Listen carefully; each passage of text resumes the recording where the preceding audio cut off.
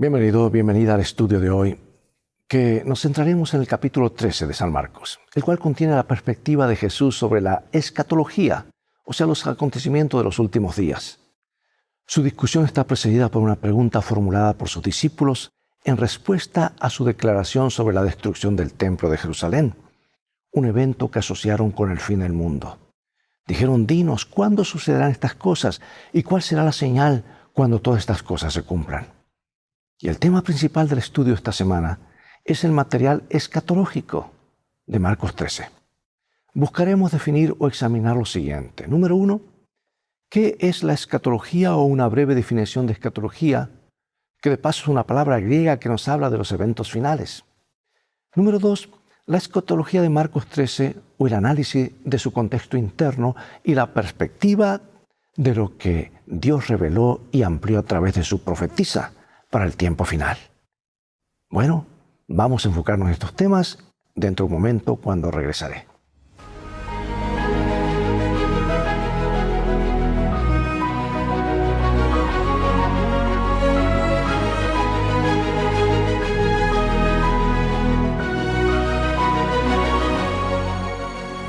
El versículo central o de memoria está en Marcos capítulo 13, versículos 26 y 27. Entonces verán al Hijo del Hombre que vendrá en las nubes con gran poder y gloria. Y entonces enviará a sus ángeles y juntará a sus escogidos de los cuatro vientos, desde el extremo de la tierra hasta el extremo del cielo. La lección de hoy comienza con una muy breve historia que se encuentra al final de Marcos 12. En ella, Jesús ya pronuncia una profunda declaración acerca de una pequeña acción realizada por una viuda. No obstante, la sección principal de la lección tiene que ver con una asombrosa profecía acerca de la suerte final del templo. Y este capítulo, junto con sus paralelos en Mateo 24 y Lucas 21, se refieren tanto a la destrucción de Jerusalén como mucho después al fin del mundo. Lo que Marcos 13 deja en claro es que la profecía abarca el lapso que va desde el tiempo del profeta Jesús hasta el tiempo del fin y su segunda venida. Y este patrón sigue lo que se conoce como la interpretación historicista de la profecía acerca del tiempo del fin, en oposición al intento de circunscribir estas profecías al pasado, la teoría del preterismo, o al futuro lejano, hablando del futurismo. Todo lo transportan hacia el futuro. Como muchas de las enseñanzas de Jesús en Marcos, la instrucción del Señor se da en respuesta a una pregunta o a un malentendido por parte de sus discípulos. Y estas preguntas o interpretaciones erróneas dan a Jesús la oportunidad de enseñar verdades vitales para la vida y para las experiencias cotidianas. Jesús no solo predice el futuro, sino que también instruye a sus discípulos, tanto entonces como ahora, acerca de cómo prepararse para las pruebas venideras. Comencemos con Marcos 12, 41 en adelante. Estando Jesús sentado delante del arca de la ofrenda, miraba cómo el pueblo echaba dinero en el arca y muchos ricos echaban mucho. Y vio una viuda pobre y echó 2 blancas, o sea, un cuadrante. Entonces, llamando a sus discípulos, les dijo: de cierto os digo que esta viuda pobre echó más que todos los que han echado en el arca, porque todos han echado de lo que les sobra. Pero esta de su pobreza echó todo lo que tenía, todo su sustento. ¿Cuánto dio la viuda? ¿Y qué dijo Jesús al respecto? El templo de Jerusalén era una estructura asombrosamente bella, una de las maravillas del mundo antiguo. El monte del templo dominaba la ciudad y las masivas piedras de su construcción, algunas de las cuales pesaban centenares de toneladas, son una maravilla hasta hoy. La remodelación del templo y del monte sobre el que se asentaba comenzó bajo Herodes el Grande alrededor del año 20 a.C., pero la construcción y el embellecimiento de la estructura continuaron hasta el año 60 de nuestra era. Y muchas personas traían cuantiosas ofrendas para depositarlas en 13 canastas ubicadas en el patio de las mujeres, cerca del templo. Y Jesús estaba sentado allí cuando vio a la viuda aproximarse y dejar 2 lepta, o equivalente a una 32 avos partes de un denario, la paga diaria usual de un jornalero. Por lo tanto, la ofrenda de esta mujer fue muy pequeña. Jesús, sin embargo, quedó impresionado por su ofrenda. Y muchas personas ricas traían grandes sumas, pero Él no comentó acerca de sus donativos mientras los depositaban. En cambio, la ofrenda de esta viuda provocó su alabanza. Él declara que ella puso más que todos los demás. Ahora, ¿cómo es esto posible? Jesús destaca que ellos dieron de su abundancia, pero ella dio de su pobreza. A ellos les quedaba mucho aún, pero ella entregó todo lo que tenía para su subsistencia. Y esto hace que su ofrenda resulte exorbitante, aun cuando su valor monetario era minúsculo. Esta historia, amados, contiene una profunda lección acerca de la administración de los recursos, ¿verdad? Dar para la causa de Dios no es algo que depende de las acciones de los dirigentes para tener validez. La dirigencia del templo era corrupta, pero Jesús no avaló la retención de ofrendas. Si alguna vez hubo líderes religiosos corruptos, ahí tienes a Caifás, Anás. Los de ese momento estaban entre los peores. Jesús también lo sabía.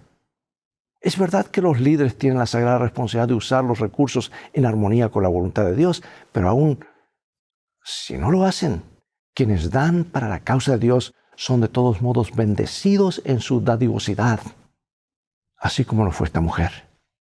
Y por otra parte, retener diezmos y ofrendas cuando los líderes cometen faltas significa que la dadivosidad está atada a las acciones de ellos en lugar de ser una expresión de gratitud para con Dios. Independientemente de cuán tentador sea este proceder, es erróneo. Por eso pregunto, ¿qué debería enseñarnos esta historia acerca de la importancia de ser fieles en lo que damos para la causa del Señor? Nuestra tarea es ser fieles. Y allí termina la historia. El resto el Señor se encarga.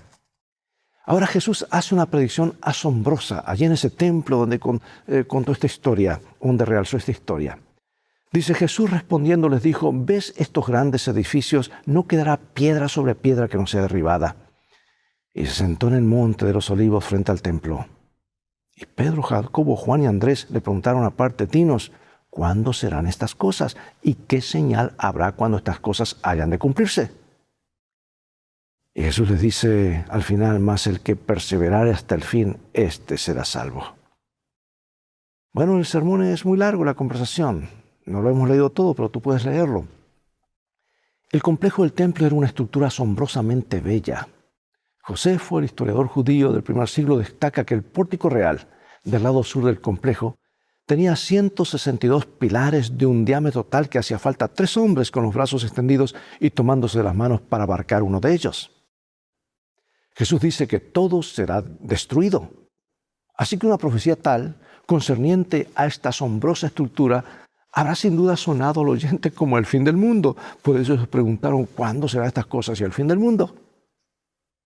La profetiza el pueblo de Dios, a quien no les mostró en visión, nos dice y nos amplía esto. Al ser atraída la atención de Cristo a la magnificencia del templo, ¿cuáles deben haber sido los pensamientos que guardó para sí el rechazado? El espectáculo que se le ofrecía era bello en verdad, pero dijo con tristeza, lo veo todo. Los edificios son de veras admirables. Ustedes me muestran esas murallas como aparentemente indestructibles, pero escuchen mis palabras, llegará el día en que no será dejada aquí piedra sobre piedra que no sea destruida. Y los discípulos, curiosos ante esta aseveración de Jesús, le preguntan, ¿cuándo se cumplirá todo esto? Y aquí, en San Marcos 13:4, un pequeño grupo integrado por Pedro, Santiago, Juan y Andrés le preguntan acerca del momento exacto. Quieren saber cuándo sucederán todas estas cosas y cuál será la señal que indique que está a punto de ocurrir. Ahora, lo que resulta llamativo en Marcos 13:5 al 13 es que Jesús dedica la mayor parte del tiempo no a describir la caída de Jerusalén, sino a advertir a sus discípulos acerca de lo que pueden esperar mientras cumplen su ministerio de establecer la iglesia cristiana temprana.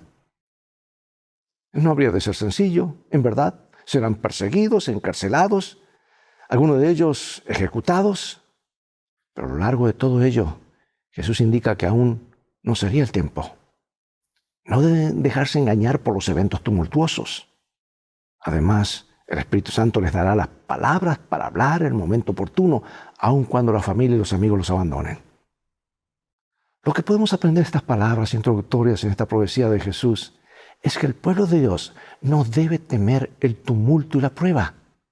Debemos ser vigilantes, por supuesto, pues el Espíritu de Dios los conducirá a través de la tribulación. No hay nada que temer.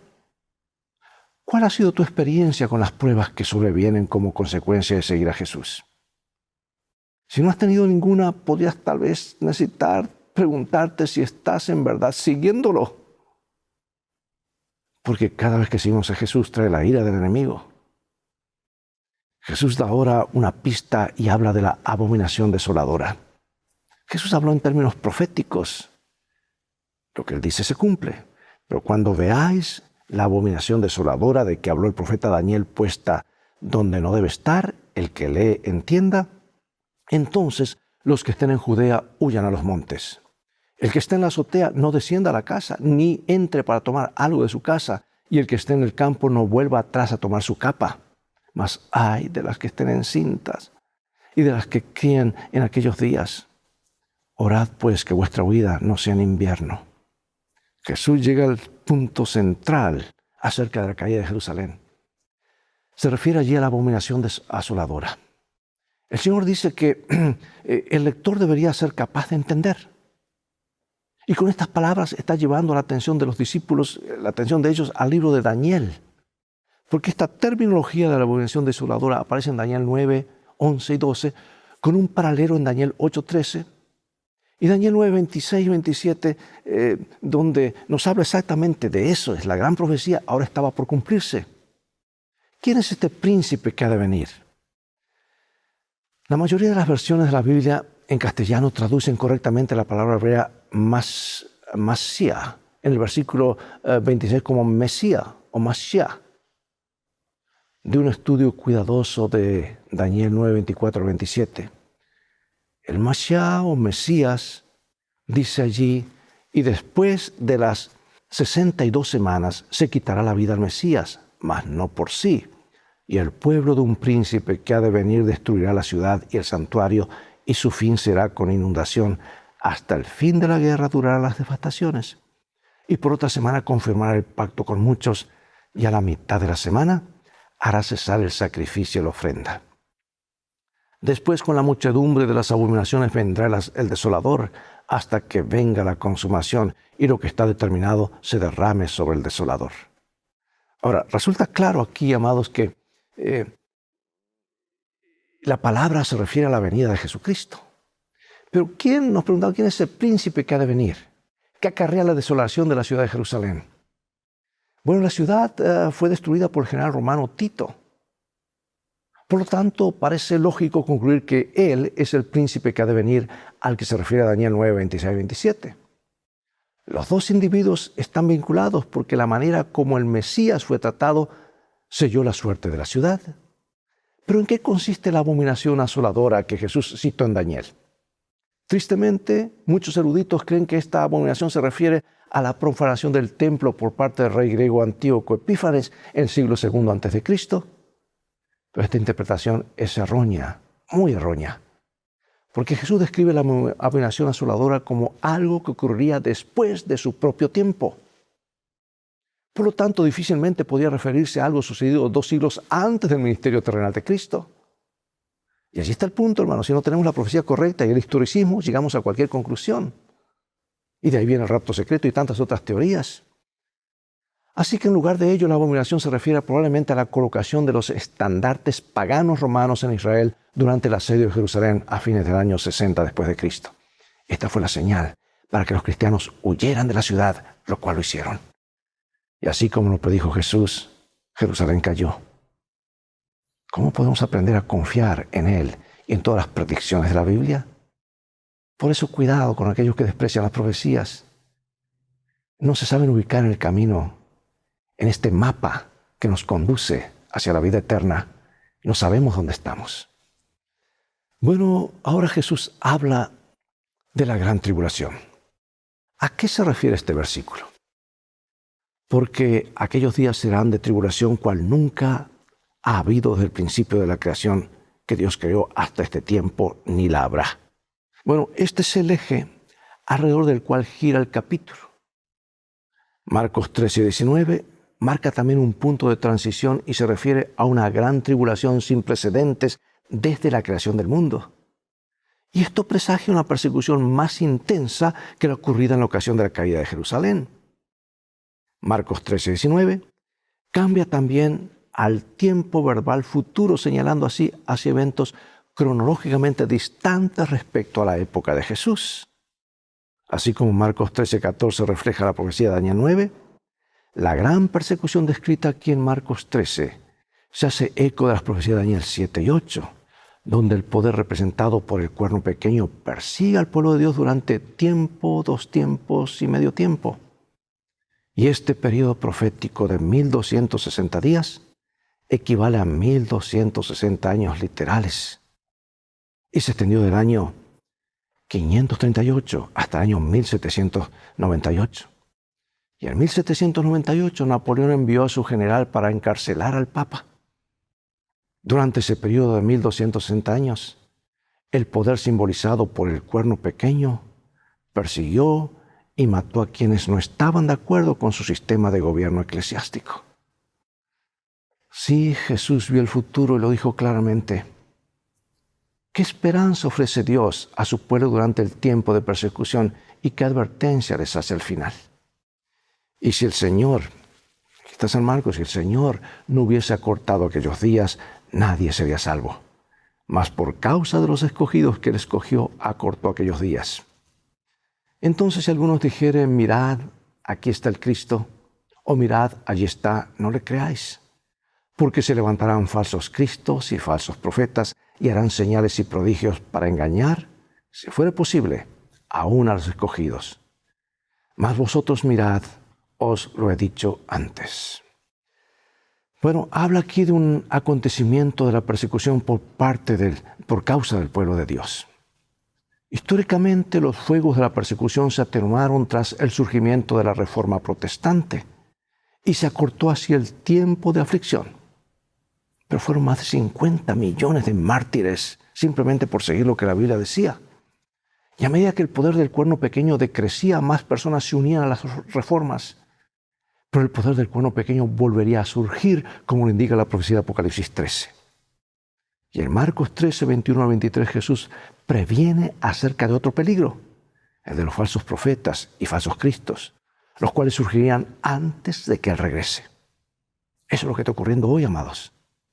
Jesús advierte a sus seguidores que se cuiden de ellos. Incluso de entre las filas nuestras sale gente con ideas rarísimas. Y cuando Jesús advirtió sobre los falsos cristos, su movimiento había recién comenzado. Sin embargo, fue capaz entonces de hacer una predicción tan asombrosa que se ha hecho realidad. Aún hoy hay personas que afirman ser Jesús. En la ciudad de Los Ángeles hay más de 300 que dicen ser el Cristo. ¿Cómo debería el cumplimiento de esta predicción aumentar nuestra confianza en la palabra de Dios? Es lo único que tenemos que escuchar y afirmar nuestros pies en este mensaje. Y ahora Él pasa a describir el evento mayor. Marcos 13, 24 al 32. Pero en aquellos días, después de aquella tribulación, el sol se oscurecerá y la luna no dará su resplandor. Y las estrellas caerán del cielo y las potencias que están en los cielos serán conmovidas. Entonces verán al Hijo del Hombre que vendrá en las nubes con gran poder y gloria. Y entonces enviará a sus ángeles y juntará a sus escogidos de los 4 vientos, desde el extremo de la tierra hasta el extremo del cielo. De la higuera, aprended la parábola. Cuando ya su rama está tierna y brotan las hojas, sabéis que el verano está cerca.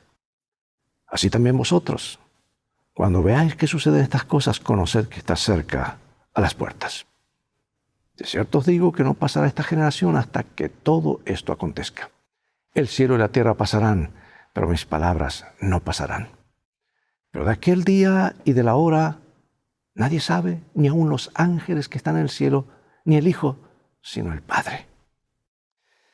Este evento no es otro que el regreso de Cristo en gloria, amados, precedido por señales en el sol, la luna y las estrellas. Y el Nuevo Testamento está lleno de profecías que apuntan hacia este maravilloso evento.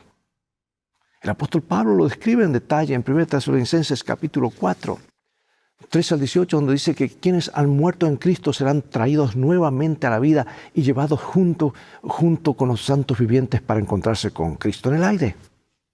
Y en 1 Corintios 15, El apóstol habla en detalle acerca de la realidad de la resurrección de los muertos, lo cual ocurre en ocasión del regreso de Cristo.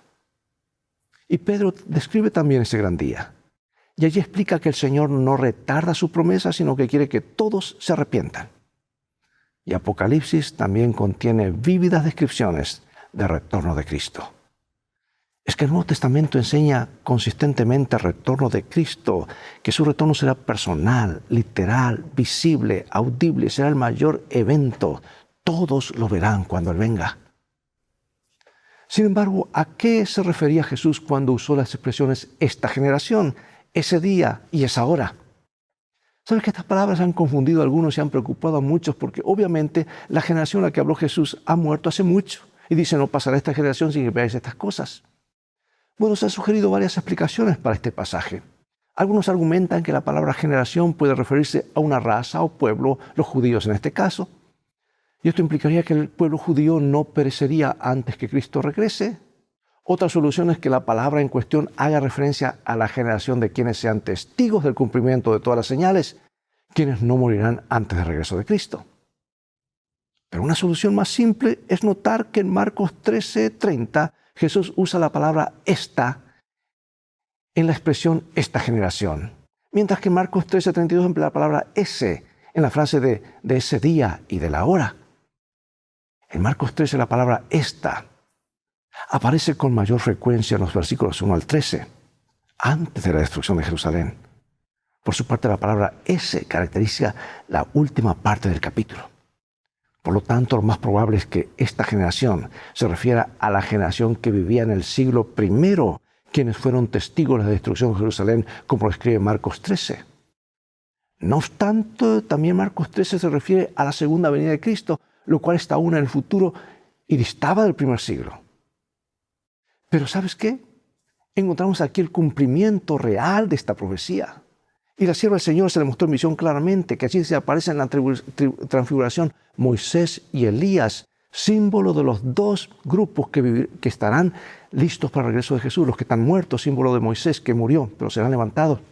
Y Elías, símbolo de los que estén vivos y serán arrebatados. Y en el monte de la transfiguración Jesús apareció en toda su gloria.